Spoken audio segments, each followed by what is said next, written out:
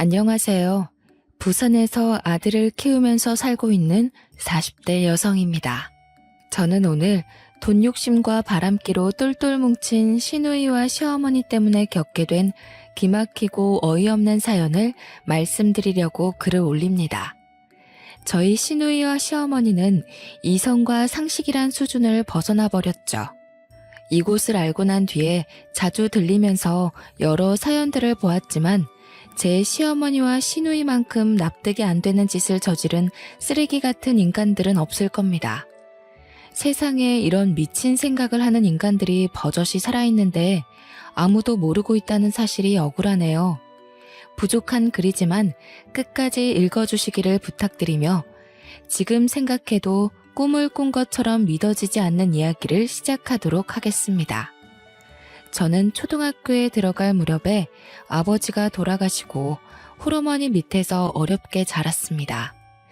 그래서 돈이 없으면 얼마나 비참한지 몸으로 겪어가면서 학창 시절을 보냈죠. 저는 초등학교를 다닐 때부터 학교에 내야 하는 돈을 제때 낸 적이 한 번도 없었습니다. 선생님이 여러 가지 명목으로 돈을 내라는 고지서를 나눠줄 때면 저는 풀이 죽어서 집에 와야만 했고 고지서를 본 엄마는 한숨을 푹 쉬시곤 하셨죠. 고등학교를 졸업한 뒤에는 1년간 알바를 하면서 등록금을 마련해서 대학에 들어갔습니다. 대학을 다니면서 공부와 알바를 항상 병행해야 해서 고달픈 생활을 이어나갔습니다.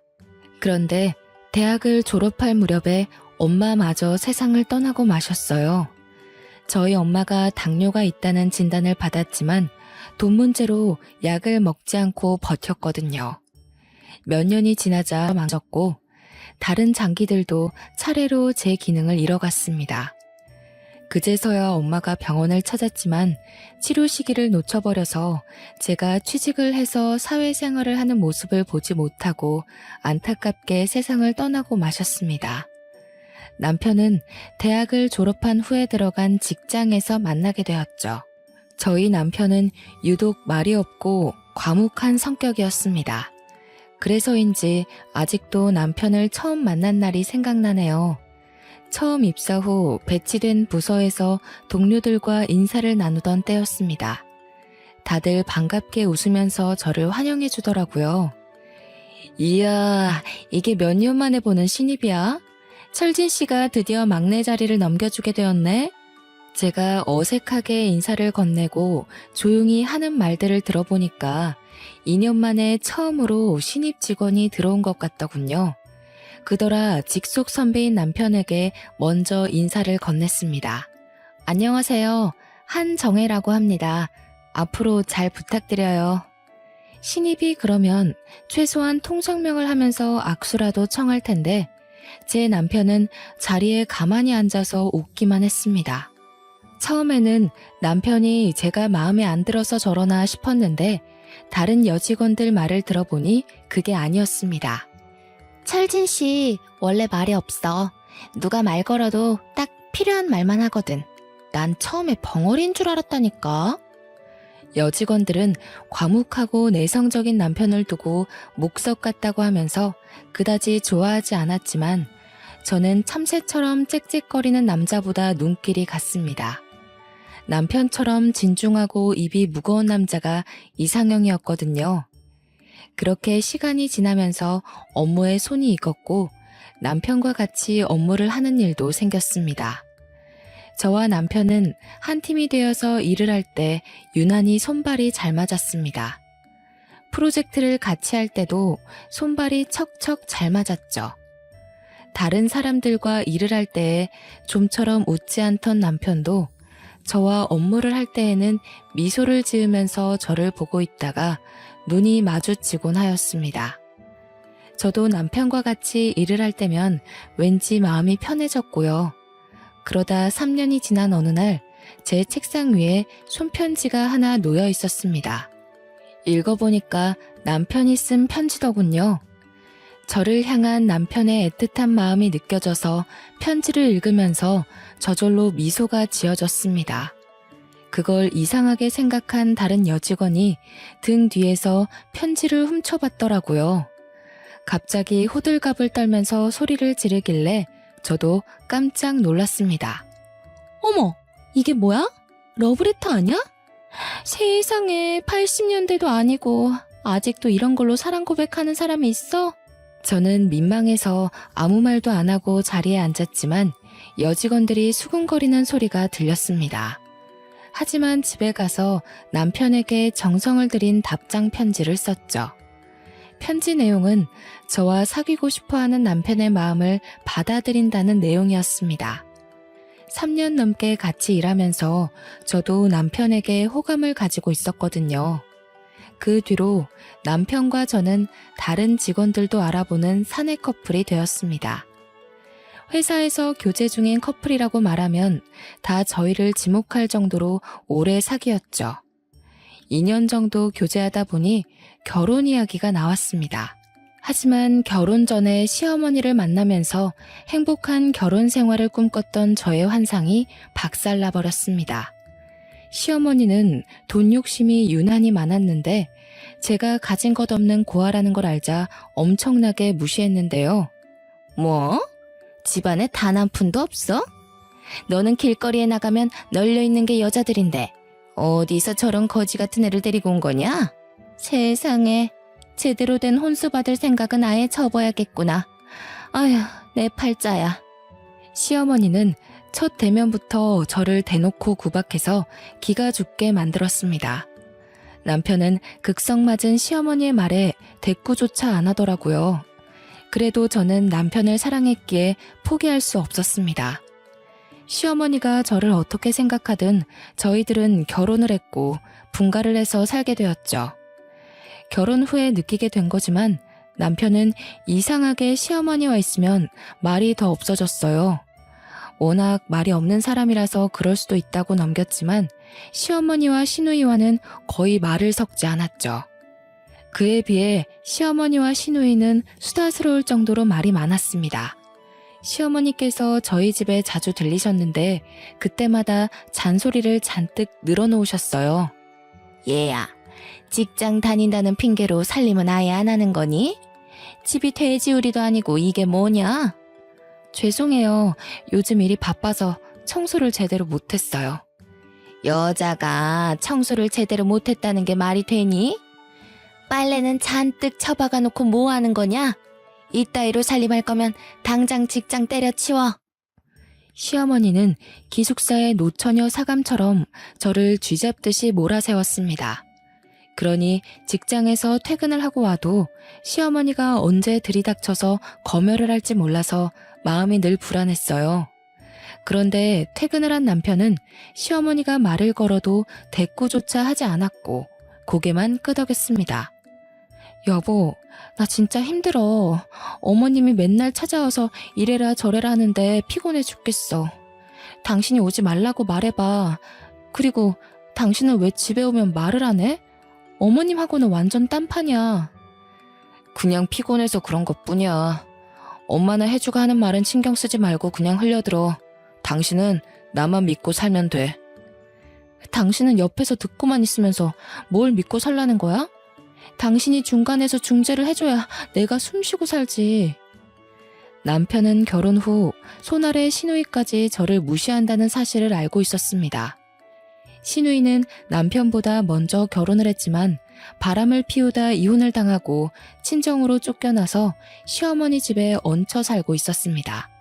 불륜을 저지른 시누이 덕분에 남편은 자기가 가지고 있던 돈까지 털어서 위자료를 물어줬다고 하는데요. 그런데도 시누이는 제게 미운 시누이 노릇을 하려고 들었습니다. 그런 면에서 보면 시누이가 시어머니보다 더 악질이었죠. 그런 집안에서 어떻게 버텼는지 몰라도 1년이 지난 뒤 저도 아들을 낳게 되었습니다. 그런데 아들이 100일을 넘길 무렵부터 남편이 부산에 있는 지사로 발령이 나 주말 부부 신세가 되어버렸죠. 신혼이었지만 회사 일이 먼저이니 어쩔 수 없는 부분이었습니다. 제가 시기를 좀 미룰 수 있냐고 물어보기도 했는데요. 육아하면서 내가 일을 어떻게 다 해.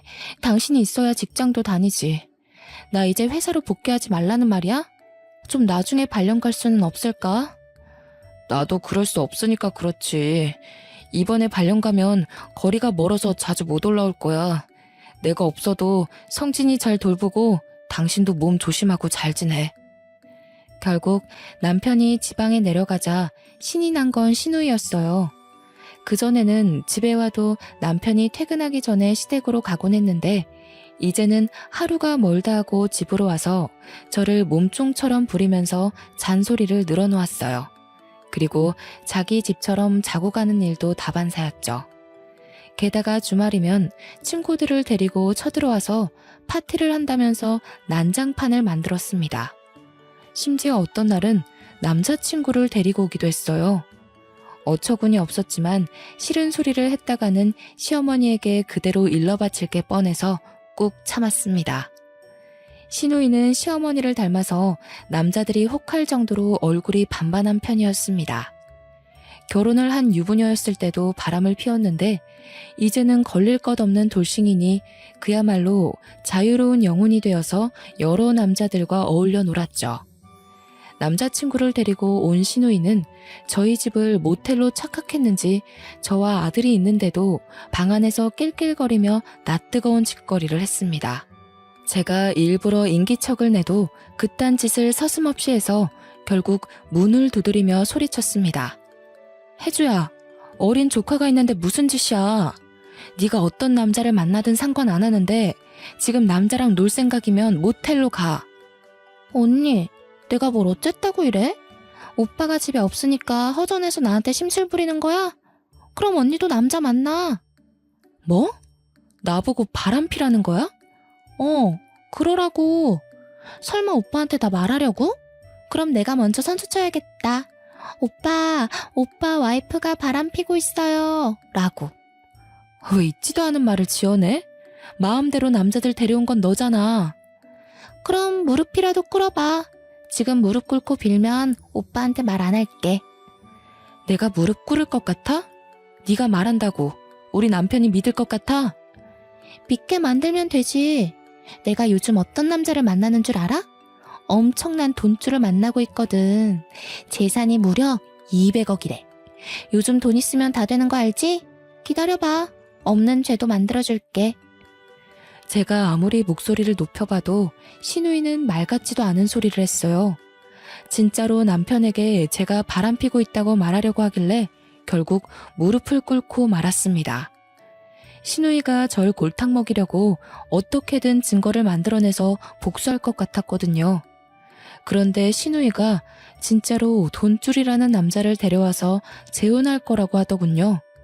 시누이의 재혼남은 시어머니의 고등학교 동창이었습니다. 동창회에 갔다가 그걸 알게 된 시어머니는 화가 머리끝까지 나서 아버지 뻘되는 자기 동창과 재혼하겠다는 시누이의 머리채를 휘어잡았습니다. 그리고 동네가 떠나가라 미친년이라고 욕을 퍼붓더라고요. 뭐? 네가 누구랑 결혼을 한다고? 네가 미쳐도 아주 더럽게 미쳤구나. 어디 남자가 없어서 애비뻘되는 늙은이하고 재혼을 하려고 들어. 엄마, 이거 놓고 내 말 좀 들어봐. 다 이유가 있다고. 머리채를 잡힌 시누이가 변명을 하려고 했지만 이성을 잃은 시어머니는 시누이의 뺨을 때리면서 난리를 쳤습니다. 듣기 싫어. 다리 몽댕이 분질러 놓기 전에 그 남자와 재혼하겠다는 생각은 당장 집어치워. 정신 나간 딸년 때문에 내 동창을 사위로 들일 생각 없다. 내가 부끄러워서 어떻게 얼굴을 들고 다니란 말이야. 엄마, 그 남자 재산이 얼만지 알아? 자그마치 200억이 넘는다고. 시어머니가 흥분해서 시누이 말을 들어주지 않자 시누이가 결국 고함을 질렀습니다. 그 말을 들은 시어머니는 그대로 굳어버렸죠. 뭐? 200억? 그게 정말이야? 직접 눈으로 확인했어? 그렇다니까. 내가 직접 이 두 눈으로 봤다고. 빌딩도 몇 채 있고 통장에 있는 돈도 어마어마했어. 그런 사람이 널 좋아한다고? 너랑 결혼한대? 진심으로? 시어머니는 시누이 재혼 상대의 재산이 200억이란 말에 봉잡았다고 자기 일처럼 좋아라 했어요. 시어머니와 동창들은 재혼남이 별 볼 일 없는 사업을 하고 있는 걸로 알고 있었거든요. 그동안 그 남자는 자기가 하는 사업과 재산을 숨겨왔던 거죠. 엄청난 재력가라는 사실이 알려지면 시어머니 같은 동창들이 빌붙으려고 들까봐 그랬던 것 같아요. 걔는 왜 그런 걸 숨기고 있었대? 어쩌다 내 동창을 만나게 된 거야? 응? 어디서 만났어? 이혼하고 집에서 노는 것도 실증나서 대학 선배한테 일자리 부탁했더니 자기 회사 비서실에서 일해보라고 추천해줬어.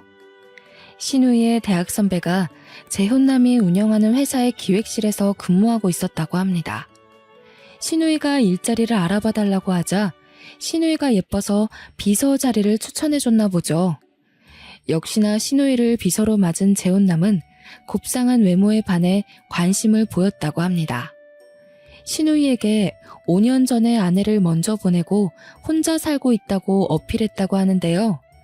그러면서 재산이 200억이 넘는다는 사실을 알려주어서 그 사실을 알게 된 신우이가 돈에 홀라당 넘어가 적극적으로 대쉬했다고 하더군요. 덕분에 재혼남이 신우이에게 푹 빠져서 만난 지 2달 만에 결혼을 하기로 했다는 겁니다.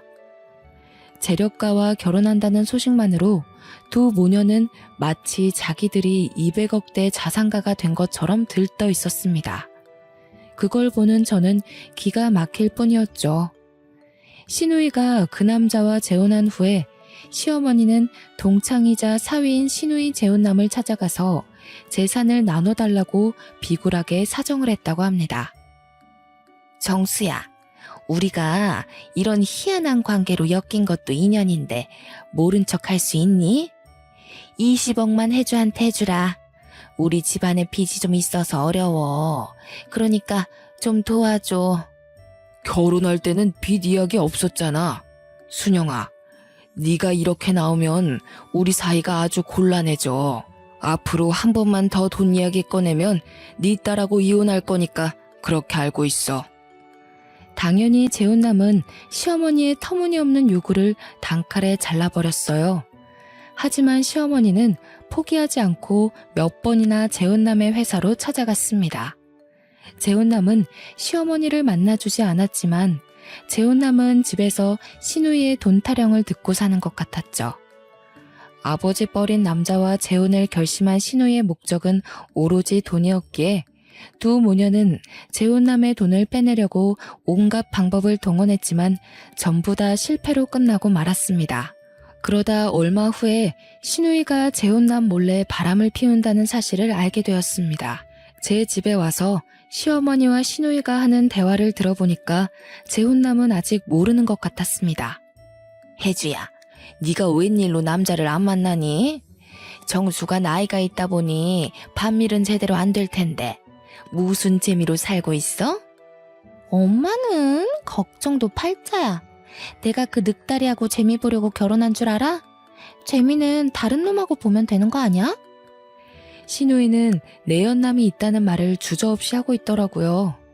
나이 많은 재혼남과 결혼을 하긴 했지만 재미는 젊은 내연남과 보고 재혼남은 그저 돈을 가져가는 스폰서에 불과했던 겁니다. 더 웃긴 건 시어머니가 자기 딸의 불륜 사실을 알게 되었는데 신우이의 말에 맞장구를 치는 것도 모자라 들키지 않고 바람을 피우는 요령까지 전수해 주었습니다. 시어머니의 말을 가만히 들어보니 시어머니도 외도를 한두 번 해본 게 아닌 것 같더군요. 시어머니는 결혼 초부터 줄곧 몰래 여러 남자를 만나면서 바람을 피웠지만 끝내 시아버지에게 들키지 않았다고 합니다.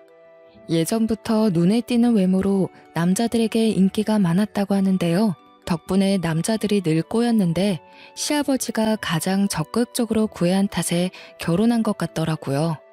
시어머니는 시아버지를 마음에 들어하지 않았지만 결혼을 하게 된 이유는 역시나 돈 때문이었습니다. 시아버지가 부자라는 소문을 듣고 결혼하고 얌전한 척 지냈던 거죠. 하지만 처녀 시절 버릇을 버리지 못하고 남편 몰래 여러 남자와 어울리면서 바람을 피웠지만 순진한 시아버지는 전혀 눈치를 채지 못했다고 해요.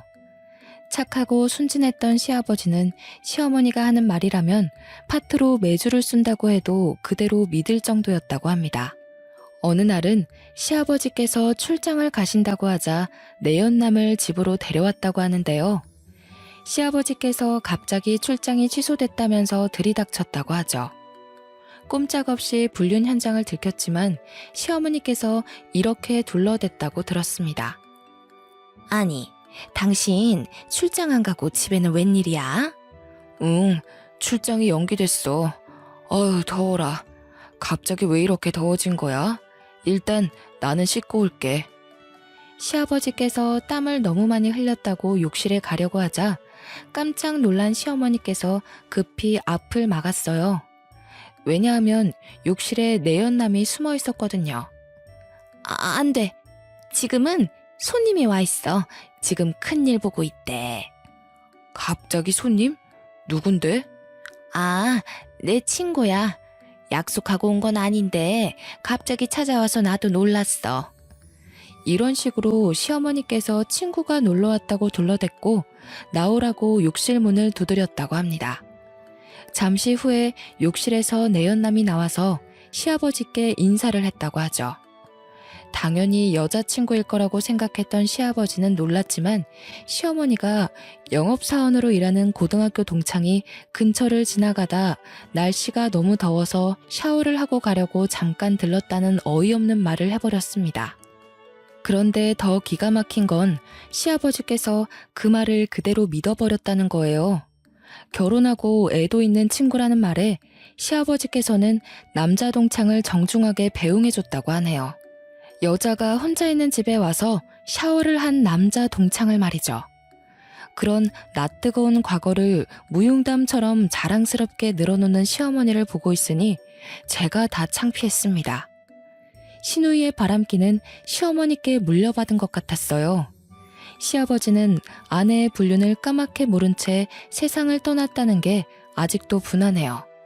어쩌면 그게 더 속편한 일일지도 모른다는 생각을 했지만 몇 달 후에 시어머니와 시누이가 한 짓을 보고 시아버지가 살아 돌아와서 복수를 하길 바랬습니다. 엄마, 빅뉴스야. 다음 주에 그이가 2달 동안 미국으로 출장을 간다고 하네? 그래? 오히려 잘 됐네. 그럼 이번 기회에 확실하게 정리해버리자. 저번에 말한 거 있지? 내가 생각을 바꿔봤는데 이렇게 해보는 건 어때? 그동안 사정을 하고 애원을 해도 통하지 않자 시어머니와 시누이가 계획을 바꿔서 재혼남의 재산을 몰래 빼돌리기로 작정을 한 겁니다. 시누이는 재혼남 몰래 재산을 관리하고 있는 펀드 매니저를 매수해놨다고 하더라고요. 재혼남이 미국으로 출국 간 사이에 서류를 위조하고 매수해놓은 펀드 매니저와 함께 재산을 모두 처분하고 도망을 갈 엄청난 음모를 꾸몄던 거죠. 그리고 재혼남이 미국으로 출장을 떠나자 두 모녀는 본격적으로 행동을 시작했어요. 하지만 그 말도 안 되는 작전은 시작도 하기 전에 물거품이 되어버리고 말았습니다. 사흘 뒤에 제가 재혼남과 같이 시댁에 나타나서 두 모녀는 아무것도 하지 못했거든요. 두 분 다 모르셨죠? 사실 이 분은 돌아가신 제 아버지 친구분이세요. 제가 사진 한 장을 던져놓으니까 시누이와 시어머니가 허겁지겁 그 사진을 주워서 보더군요. 그 사진은 제가 고등학교 다닐 때 아저씨와 같이 찍은 사진이었습니다. 그걸 본 두 모녀가 사색이 되더니 입도 열지 못하였습니다. 아버지와 아저씨는 모두 가난한 집에서 태어나서 시장 뒷골목에 싸구려 월세방이 모여있는 빈민들이 사는 동네에서 태어나 함께 자란 단짝 친구였습니다. 고등학교를 졸업하고 아버지는 공장에 들어가서 일을 하셨고 아저씨는 아는 선배 밑에 들어가서 장사를 시작하느라 연락이 뜸해지셨죠. 엄마를 만나서 결혼을 하고 저를 낳은 뒤에 비록 가진 건 없었지만 나름 행복하게 살았는데 아버지가 공장에서 일을 하다 사고를 당해서 세상을 떠나시게 되었는데요. 그 소식을 들은 아저씨는 바로 달려와서 경황이 없는 엄마를 대신해서 아버지의 장례 준비를 맡아서 해주셨습니다. 그 뒤에도 수시로 저희 집에 들러서 엄마와 저를 챙겨주셨고 저의 후견인을 자처해 주셨어요. 그때부터 저는 아버지 친구분을 아저씨라고 부르며 가깝게 지냈던 겁니다. 아저씨는 집에 들릴 때면 엄마에게 항상 돈을 줬습니다. 엄마는 패기치기 싫어서 거절했지만 아저씨는 억지로 엄마 손에 돈을 쥐어주었습니다. 재수씨, 거절하지 말고 그냥 받으세요. 제가 아직 자리 잡지 못해서 많이 못 드리지만 꼭 성공해서 나중에 재수씨가 많이 도와드릴게요. 아이고, 이렇게까지 안 해주셔도 되는데 너무너무 감사해요. 아저씨는 엄마가 고마워할 만큼 저를 아주 예뻐해 주셨어요. 아버지를 대신해서 저를 데리고 공원에도 갔고 맛있는 음식도 사주곤 하셨거든요. 그러다 몇 년이 지난 뒤에 아저씨와 연락이 끊어졌어요. 아저씨 행방을 모르고 있다가 엄마의 장례식 날 아저씨가 고아가 된 저를 다시 찾아오셨어요. 다시 만난 아저씨는 예전과는 전혀 다른 멋진 모습이었습니다. 고급 승용차를 타고 오신 것 같았고 옷도 세련돼서 한눈에 봐도 붓티가 줄줄 흘렀죠. 정혜야, 너무 미안하구나. 내가 너무 늦게 왔어. 진작에 찾아왔어야 했는데. 내가 서둘러 자리를 잡느라 늦었다. 아저씨가 너 도와줄 능력은 되니까 이제 고생은 그만하고 우리 집에 들어오는 건 어떠니? 아저씨는 저와 연락이 끊어질 무렵부터 같이 장사를 하던 선배 밑에서 독립해서 사업을 시작했고 죽을 고생을 해가면서 노력한 끝에 사업가로 성공하셨다고 하시더라고요. 그래서 고아인 저를 양녀로 드리고 싶어 하셨어요. 나랑 사는 게 부담스러우면 나랑 같이 살 필요 없어. 법적으로 너의 후견인이 될 수 있다. 지금처럼 네가 하고 싶은 걸 하고 있으면 내가 금전적으로 도와주마. 도와주신다는 마음은 정말 고마웠지만 진짜로 돈을 다 대주실 줄은 몰랐어요. 제가 그래주시면 열심히 살겠다고 하니까 아저씨는 등록금을 벌려고 힘들게 일하고 있는 저를 안쓰럽게 생각하셔서 등록금과 생활비를 지원해 주셨어요. 하지만 저는 그 도움들을 쭉 거절해왔죠.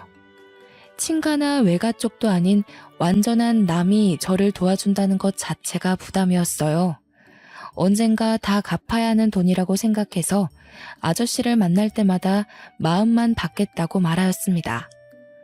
아저씨, 항상 걱정해 주셔서 감사해요. 하지만 저는 괜찮으니까 신경 쓰지 않으셔도 돼요. 제 인생이 망하더라도 혼자 힘으로 헤쳐나가고 싶어요. 정말 기특하고 장하구나. 내 도움이 부담스럽더라도 너 혼자 감당할 수 없는 일이 생기면 언제든지 연락해라. 아저씨가 도와줄게. 그 말과 함께 명함을 주고 아저씨는 더 이상 제게 연락하지 않으셨죠. 저는 고민하다가 아저씨가 준 명함을 서랍 깊숙한 곳에 넣어두었습니다. 아무래도 아저씨 연락처를 가지고 있으면 조그만 문제가 생겨도 아저씨에게 도움을 청할 것 같았거든요. 그렇게 저는 낮에는 학교를 다니고 밤에는 일을 하는 생활을 계속해왔어요. 그런데 한두 달에 한 번씩 제가 살고 있는 자취방으로 편지가 왔습니다. 아저씨가 보내는 격려의 편지였어요. 물론 편지와 함께 얼마간의 돈이 들어있었습니다. 많은 액수가 아니어서 그냥 고맙게 썼었죠. 그러다 시누이가 재혼 상견례를 할 때 아저씨를 17년 만에 다시 만나게 되었던 겁니다. 눈이 마주치자마자 서로 놀란 눈치였지만 저는 삼촌의 눈을 피했어요. 물론 저는 속으로 꿍꿍이가 있었기 때문에 그랬습니다.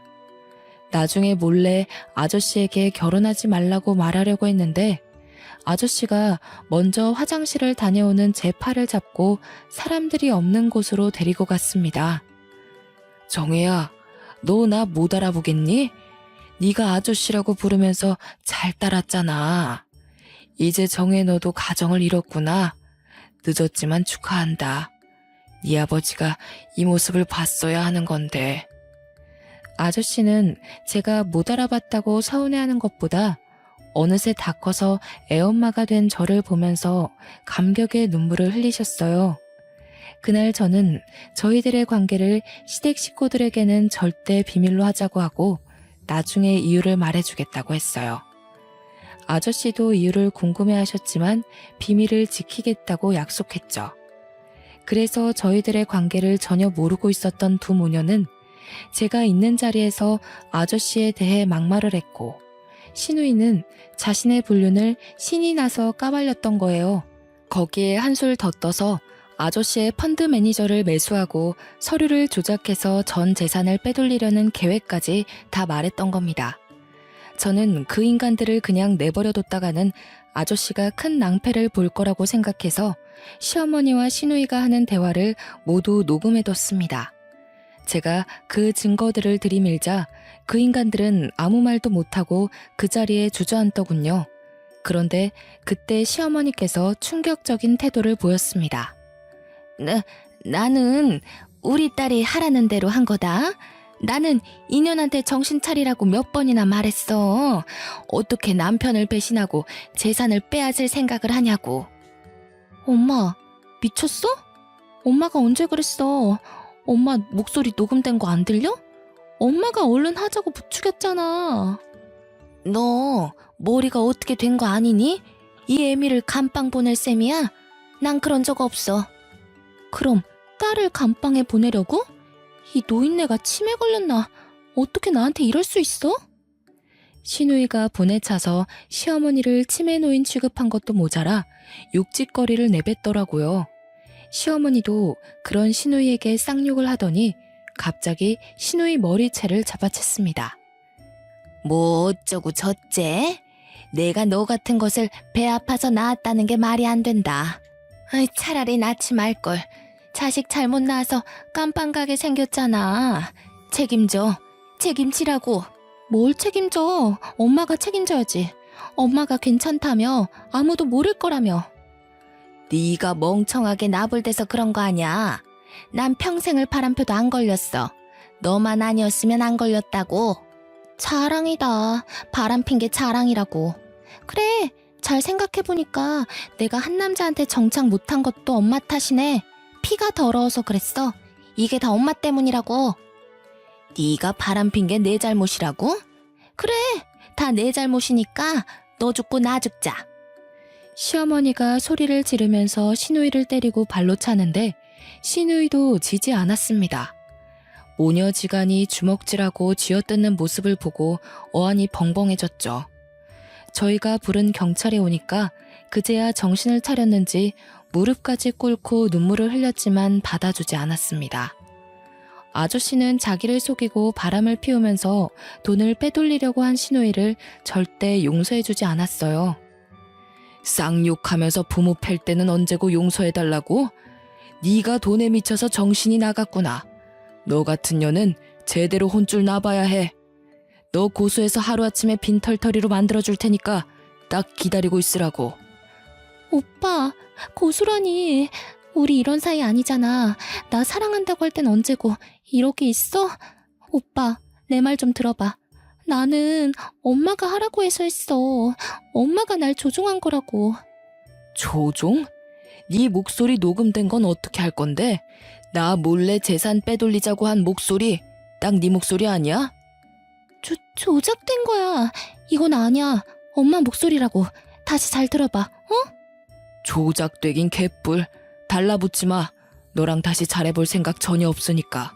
아저씨가 그날 바로 시누이에게 거액의 이혼 소송을 준비해서 진행했고 시어머니는 사문서 위조 혐의로 경찰에 넘어가 버렸습니다.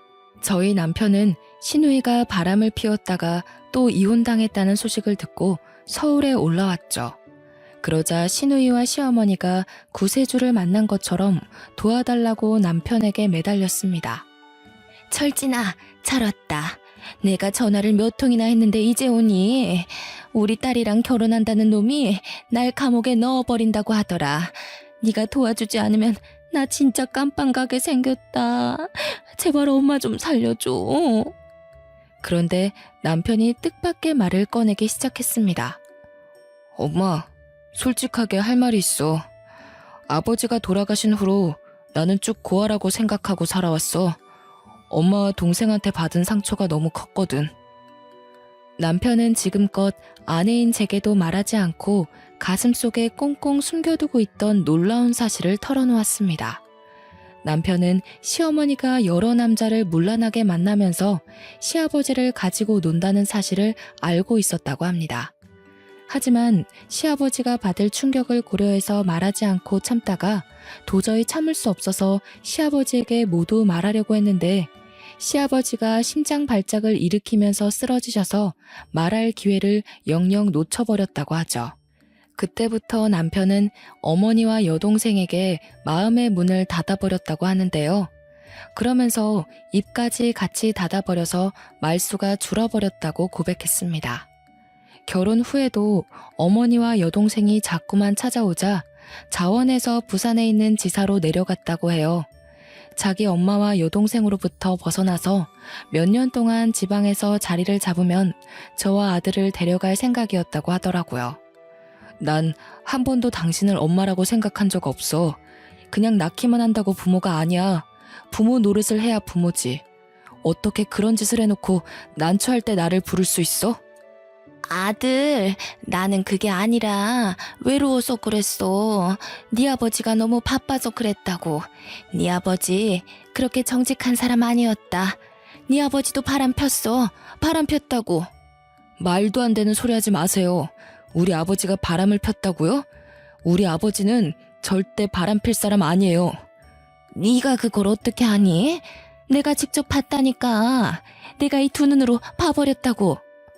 저도 엄마가 바람 핀 거 직접 봤는데 어떡하죠? 두 눈으로 봐버려서 미쳐버릴 것 같아요. 엄마가 다른 남자 품에 안겨서 히히덕거리는 거 잊을 수가 없다고. 남편은 시어머니한테만 그런 것이 아니라 시누이에게도 냉정하게 말하였습니다. 혜주, 너도 잘 들어. 우리 관계는 여기까지야. 앞으로는 얼굴 마주치는 일 없었으면 해. 위자료를 물든지 아니면 몸으로 때우든지 네가 알아서 하라고. 그리고 당장 내 집에서 나가. 더 이상 네 얼굴 보면서 살 수가 없어. 뭐? 나한테 어떻게 그럴 수 있어? 오빠 원래 아니랬잖아. 전현 때문에 그래? 제가 도대체 뭐라 했길래 그래? 오빠가 지금 나 오해하고 있는 거야. 나 그렇게 나쁜 년 아니야. 나쁜 년 아니라고. 그래, 너 안 나빠. 안 나쁘니까 이제 그만하자고. 이제 다 지긋지긋하다. 경찰 부르기 전에 얼른 나가. 계속 소리 지르면 나도 가만히 안 있을 거야. 남편의 단호하고 싸늘한 말에 두 모녀는 더 이상 매달리지 못하고 울면서 떠났습니다. 그 후로 저희 집안 사람들은 시댁과 연락을 하지 않고 지내게 되었습니다. 나중에 한 달이 건너서 들은 말에 따르면 사문서 위조 혐의로 고발된 시어머니는 겨우 구속이 되는 건 면했지만 재판 결과 유죄가 인정되어서 3천만 원의 벌금을 물어야 한다고 하더군요. 시누이도 그에 상응하는 위자료를 아저씨에게 주라는 판결을 받았지만 돈이 있어야죠. 딱 봐도 둘은 위자료와 벌금을 내기 위해서라도 평생 힘든 일을 하면서 살아야 하는 것 같았습니다. 그 소식을 들은 남편은 저와 아들을 데리고 지방으로 내려가자고 했습니다. 동네에 소문이 나서 시어머니와 시누이가 멀리 이사를 갔는데도 불구하고 남편이 주말에 잠깐 여기로 오기만 해도 진절머리가 난다고 했습니다. 아무래도 이 동네에 계속 있으면 시어머니와 시누이가 생각나고 나중에 찾아올 수도 있으니까 이사 가고 싶어하는 눈치더라고요. 제가 아저씨께 연락을 해서 이사를 가겠다고 하자 아저씨는 저희 부부에게 아주 좋은 전원주택을 하나 사주셨어요. 저는 괜찮다고 했지만 아저씨는 이미 샀으니 받아두라고 하셨습니다. 정혜 너 아니었으면 전 재산을 그 여자들한테 빼앗길 뻔했어. 네 덕분에 내 재산을 지키게 되었으니 이 정도는 받아도 괜찮아. 아저씨, 아무리 그래도 이렇게 귀한 걸. 그래서 10억짜리 별장이 생기는 호사를 누리게 되었습니다. 남편이 저희 가족이 사둘 곳은 따로 봐놔서 아저씨가 사준 집은 콧바람 쐴 때 오기로 했어요. 아저씨는 주말이면 아들을 데리고 전원주택으로 와서 텃밭도 가꾸고 여유있게 살라고 하셨어요. 저희 남편은 시어머니와 시누이랑 연을 끊어서 그런지 얼굴빛이 점점 좋아지고 있습니다.